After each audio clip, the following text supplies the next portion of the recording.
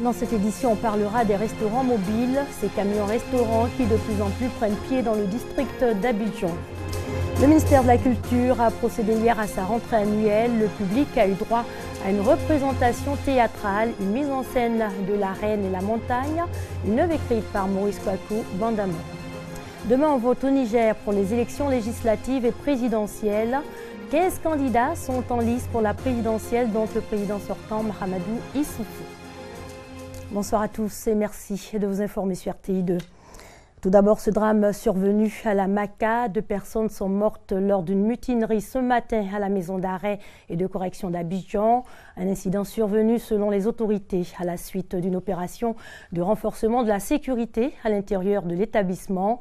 Certains détenus, menés par Koulibaly Yacouba alias Yakou le Chinois, ont opposé une forte résistance. Ce dernier a trouvé la mort dans ses heures, ainsi qu'un garde pénitentiaire. Tous les blessés, 9 au total, ont été évacués au centre hospitalier et universitaire de Yopougon. On va à présent s'intéresser à ces restaurants mobiles qui proposent des mets à une clientèle composée en grande partie d'élèves. La nourriture à portée de main, c'est l'avantage qu'offre un camion-restaurant. Le phénomène prend pied dans le district d'Abidjan, mais question, les règles d'hygiène sont-elles respectées dans un secteur qui reste toutefois à être réglementé? La réponse avec Michel Touré et Justine Djiké. Des repas confectionnés sur place dans des camions proposés à moindre coût à la clientèle. C'est une nouvelle forme de restaurant dénommé Food Trucks.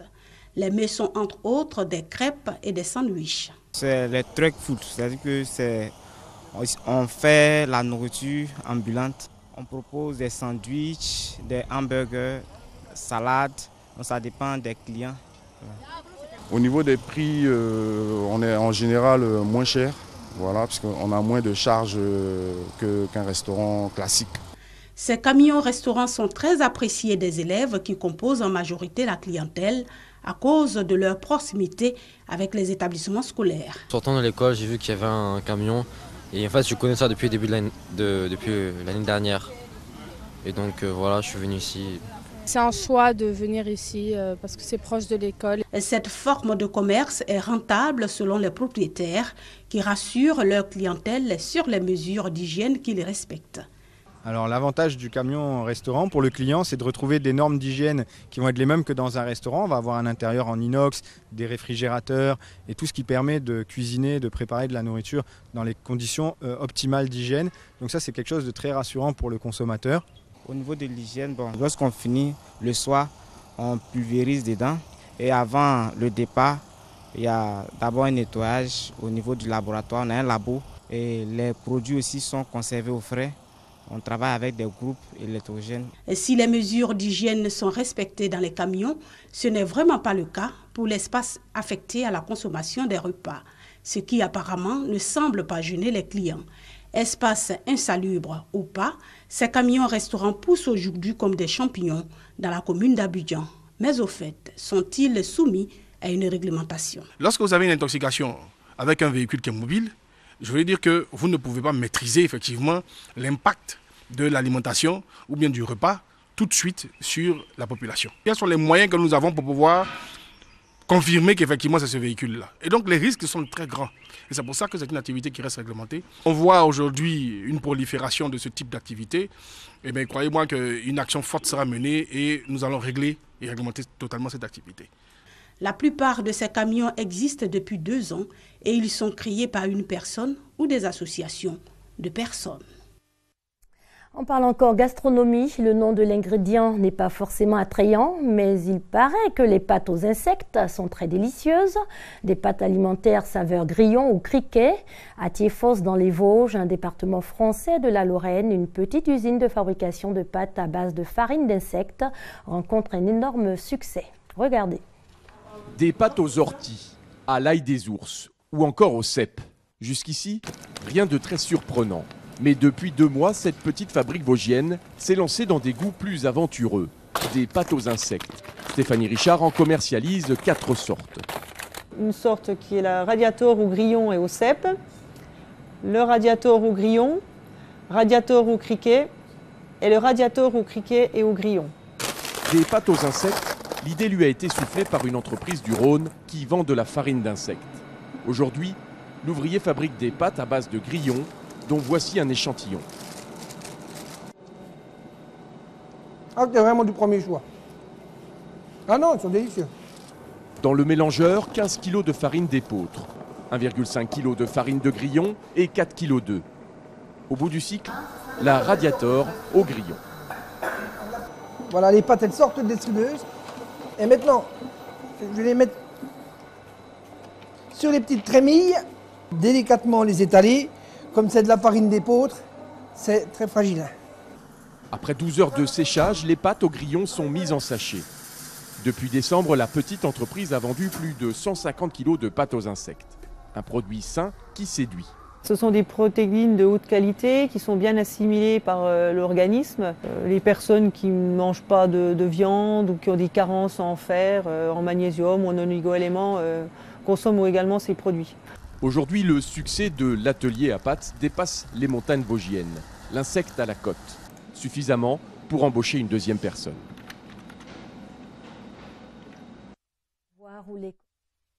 D'un environnement favorable aux affaires. Au cours d'un séminaire, ils ont réfléchi aux enjeux et perspectives d'un commerce équitable et pourvoyeur d'emplois. Et pour eux, la carte professionnelle pourrait constituer un départ pour l'émergence d'un commerçant nouveau. Nous Sangaré et Herman Niamien. Le secteur du commerce constitue, selon la Chambre de commerce et d'industrie de Côte d'Ivoire, un maillon essentiel de l'économie ivoirienne. Pourvoyeur d'emplois à plus de 80%, ce secteur rencontre d'énormes difficultés.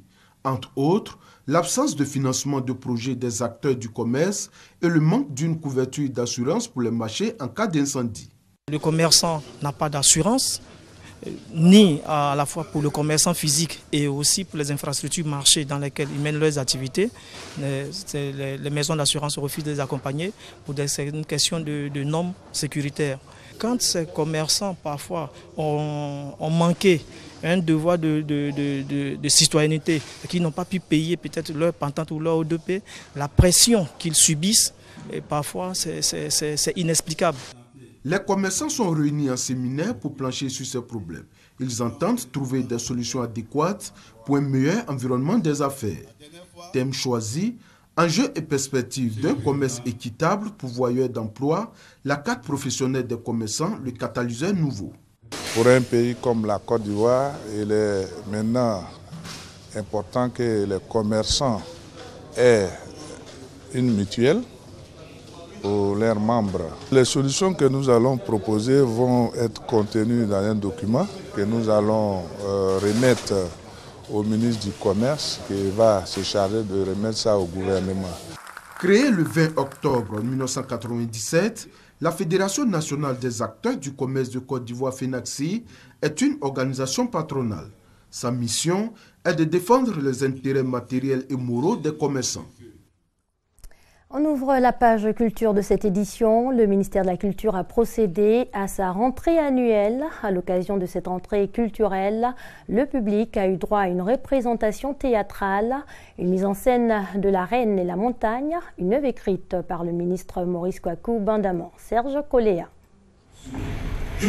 La Reine voulait déplacer une montagne. Un vrai sommet déterré et planté à sa fenêtre. Regarde là-bas. Cette montagne de pierre qui s'élance à perte de vue.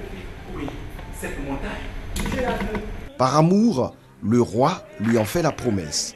Il engage tout le royaume dans ce projet utopique. Je convoquerai un conseil de ministres auquel seront associés tous les experts en travaux publics de ce royaume.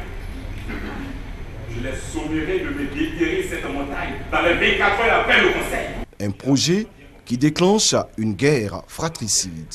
Le roi est tué par son frère qui s'installe dans le trône. Et pourtant, ce qui apparaît comme un caprice de souveraine cache un trésor. Sous cette montagne que le peuple s'emploie à creuser se trouvent des richesses inestimables. Rattrapé par son crime, le roi putschiste, chassé par les siens, ne pourra en profiter. Ainsi, pourrait-on résumer la pièce de théâtre « La Reine et la Montagne », écrite par le ministre de la Culture et de la Francophonie, qui entend ainsi poursuivre ses efforts de relance des planches ivoiriennes. Nous avons coopté 10 pièces de théâtre qui sont déjà créées, que nous allons soutenir aussi bien à Abidjan qu'à l'intérieur du pays. Donc les Ivoiriens auront à suivre au moins 500 spectacles de théâtre. Ceci pour relancer le théâtre, ceci pour amener les Ivoiriens au théâtre. Mise en scène par Vagba Obou, La Reine et la Montagne est jouée par des comédiens chevronnés, enseignant pour la plupart à l'INSAC, l'Institut National Supérieur des Arts et de l'Action Culturelle.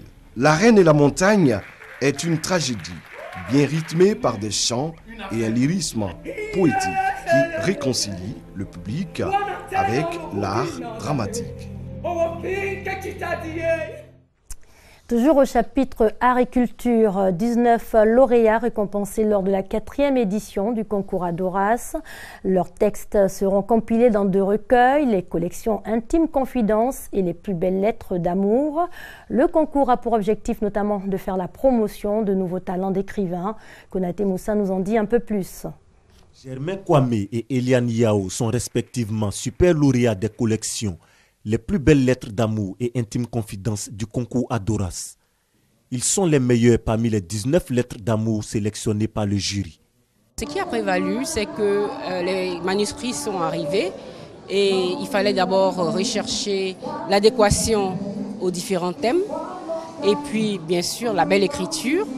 Il fallait éviter la vulgarité et il fallait donner des recettes viables parce qu'il ne faut pas aussi inventer quelque chose, même s'il s'agit des fictions, mais de la fiction plus ou moins qui s'adapte à la réalité, qui colle à la réalité.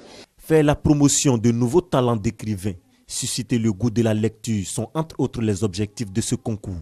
Personnellement, ce concours m'apporte beaucoup de choses parce que ma carrière d'écrivain va prendre un autre tournant. On a de plus en plus d'auteurs, de nouveaux auteurs, de jeunes auteurs qui ont une très belle plume et ils se sont essayés au niveau d'Adoras et ensuite ils sont confirmés. Le concours Adoras est à sa 4e édition. Les candidats abordent le plus souvent des thèmes en rapport avec le contexte de l'amour. À cette remise officielle de prix, les lauréats ont procédé à la dédicace de leurs œuvres. À Paris, en France, des parents jouent les stars du rock grâce à une école de musique. Ces élèves de plus de 40 ans se retrouvent sur scène avec une guitare ou un micro. Pour ces derniers, l'expérience a aussi le mérite d'inverser la relation parent-enfant.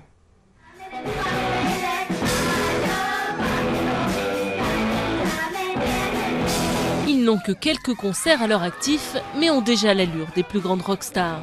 Ils sont à bonne école. Depuis 2011 à Paris, des cours d'un nouveau style font découvrir la musique aux enfants à travers le rock.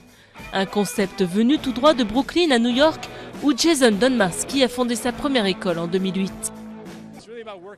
Il s'agit vraiment de travailler en groupe et d'apprendre à suggérer des idées, essayer de comprendre et partager ce que vous ressentez à travers la musique. Et puis de trouver le courage de monter sur scène et de jouer devant des centaines de personnes. Et partager ça avec tout le monde, dans une super ambiance. C'est une expérience fabuleuse pour les enfants. Certains de ces bambins ne jouent que depuis quelques années, mais leurs progrès rapides ont convaincu leurs parents de s'y mettre aussi.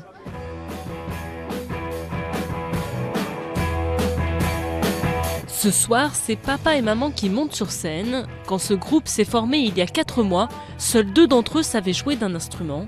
L'occasion pour certains de retrouver des sensations lointaines. Je jouais dans un groupe à la fac et cela fait 25 ans que je ne suis pas montée sur scène devant des inconnus et pas juste devant la famille. C'est très excitant, je suis vraiment impatiente. La plupart de ses parents ne se sont jamais produits en public, alors pour leur premier concert, ils répètent à fond. Parce qu'ils savent que devant leurs propres enfants, il va falloir assurer. J'ai super peur, voilà. Peur, je ne sais pas pourquoi, mais en tout cas j'ai très peur. Et mes enfants, eux, sont très cool par rapport à ça, ils ont l'insouciance de la jeunesse. Et donc eux, ils y vont tranquilles et ils me disent « Non mais papa, t'inquiète pas, c'est bien, tu verras. » Pour papa et maman, c'est l'heure du show et de faire rugir les guitares.